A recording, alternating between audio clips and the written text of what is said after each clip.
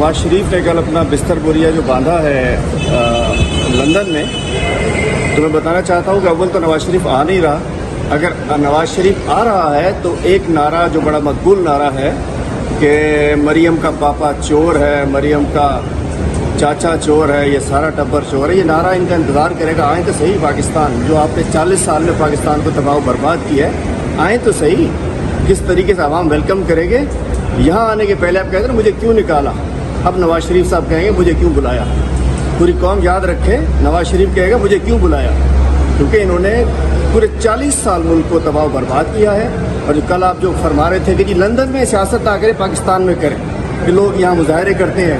آپ لندن میں سیاست کریں، آپ کے بیٹے وہاں کی شہریت لیں، آپ وہاں دفتر قائم کریں سیاسی، اور وہاں کے عام لوگ پاکستانی سیاست نہ کریں.